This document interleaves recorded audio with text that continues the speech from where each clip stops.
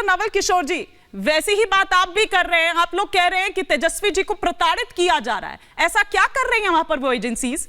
पूछताछ के लिए ही तो बुलाया है।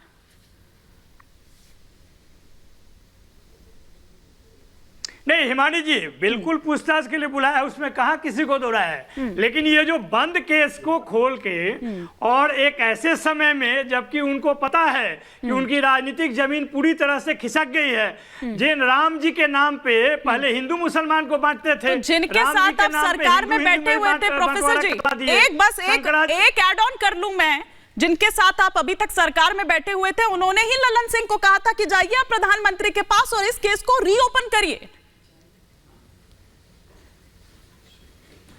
अरे तो लड़ने के लिए सिर्फ दम नहीं, हिम्मत भी तो चाहिए। अच्छा। और वो हिम्मत राष्ट्रीय जनता दल के पास है, आदरणीय लालू यादव के पास है, तेजस्वी जी के पास है, लड़ रहे हैं। आप बंद केस खोल के और लोगों को डराना चाहते हो, ये होने वाला है क्या?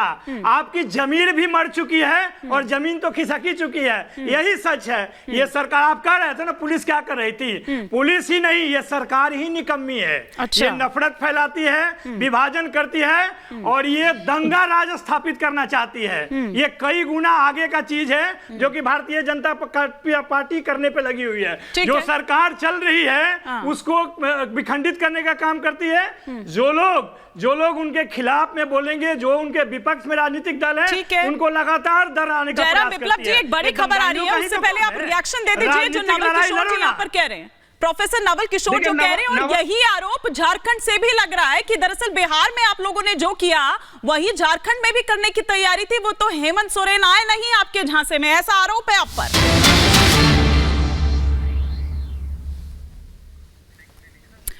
एक बड़ी खबर इस वक्त आ रही है, मैं आ रही हूं जयराम विप्लव जी। समाजवादी पार्टी ने लोकसभा के लिए 16 उम्मीदवारों के नामों का ऐलान कर दिया है। मैनपुरी से डिंपल यादव उम्मीदवार होंगी। INDIA में एक बड़ी फूट देखिए, क्या कहा जा रहा था और किस तरह से इसे लेकर भी खींचतान। एक यूपी ही बचा था जहां से क्लेश की खबरें अभी तक नहीं आ रही थी, अब वहां भी साफ हो गया है। बिना सीट समझौते के अखिलेश यादव ने टिकट का ऐलान कर दिया है और वो तमाम नाम भी सामने आ चुके हैं। वो नाम भी एक एक कर मैं आपको बता रही हूं कि संभल से शफीकुर रहमान बर्क का नाम घोषित किया गया है, फिरोजाबाद से अक्षय यादव, मैनपुरी से डिंपल यादव, एटा से देवेश शाक्य, बदायूं से धर्मेंद्र यादव, खीरी से उत्कर्ष वर्मा, धौरहरा से आनंद भदौरिया, उन्नाव से अनु टंडन, लखनऊ से रविदास मेहरोत्रा। अभी और ये लंबी है लिस्ट आगे। फर्रुखाबाद की अगर बात करो तो यहां से डॉक्टर नवल किशोर वो दूसरे वाले नहीं, आरजेडी वाले नहीं। इधर शाक्य अकबरपुर से राजा रामपाल को। एक क्विक रिएक्शन पहले तो मैं दुष्यंत नागर जी आपसे चाहूंगी, ये क्या हो रहा है?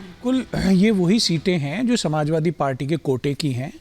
और अच्छा। मुझे लगता है कि लखनऊ को छोड़ के पिछली लोकसभा में सभी सीटों पे या तो समाजवादी पार्टी के जीते हुए प्रत्याशी हैं, अदरवाइज वो नंबर 2 के हैं। तो इसमें कोई, मुझे नहीं लगता किसी तरह का कोई विवाद है।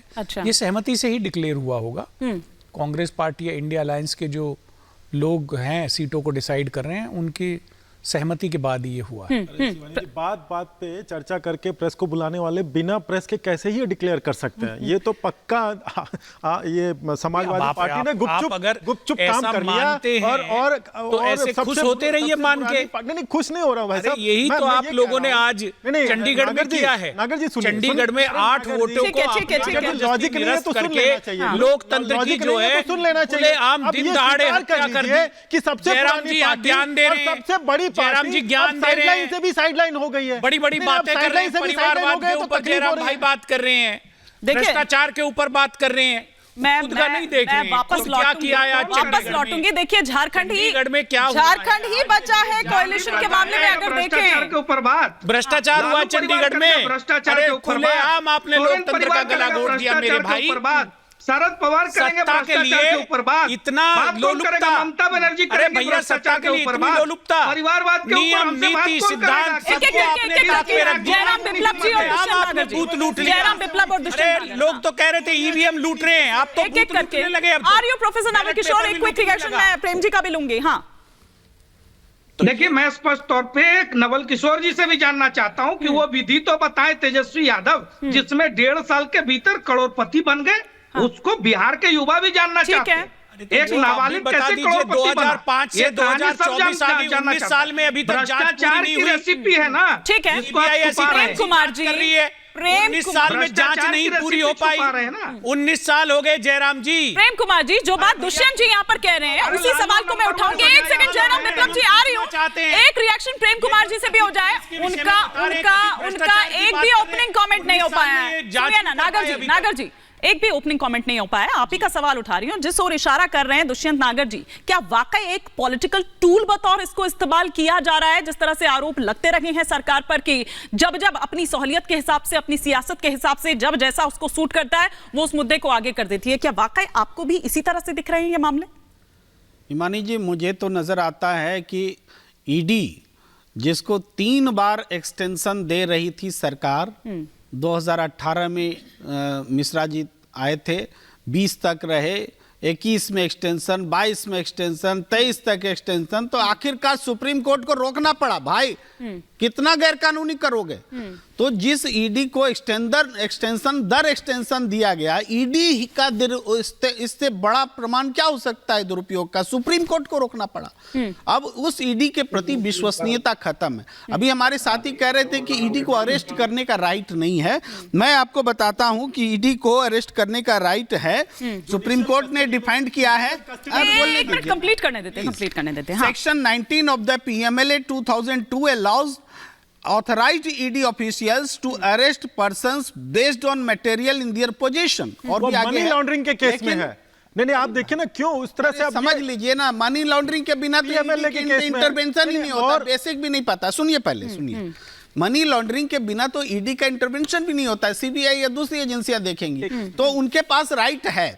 दूसरी बात क्या है कि जितने भी विपक्ष के नेताओं का पर एक्शन हुआ है, लेस देन 1% इनका कन्विक्शन रेट है। यानी विपक्ष के नेताओं को सिर्फ और सिर्फ समन दे के, बुला के, प्रेशर करके बदनाम करने के लिए इसी रूप में इसका इस्तेमाल किया जा रहा है। देखिए, स्वायत्ता की बात प्रदीप जी, नहीं, एक स्वायत्ता की बात जब वो कर रहे हैं तो मैं कोट करना चाहूंगी मीनाक्षी लेखी जी, जो संसद में कहती हैं कि चुपचाप रहो वरना ईडी भेज दी जाएगी। बिल्कुल, वो तो सदन में कह रही है, ये बात संसद में कह रही है, तो फिर स्वायत्ता की बात अगर की जाए तो सवालिया निशान तो उठेंगे ना। क्विक रिएक्शन, फिर मैं खत्री जी का रुख करूंगी।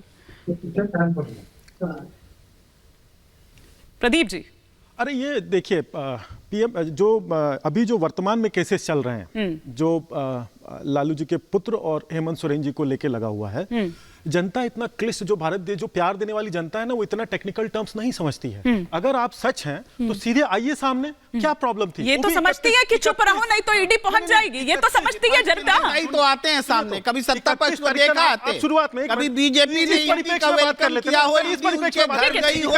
नरेंद्र सिंह तोमर के बेटे के बारे में खुलेआम बुला रही थी ईडी, आराम से करोड़ों रुपया उन्होंने लिया।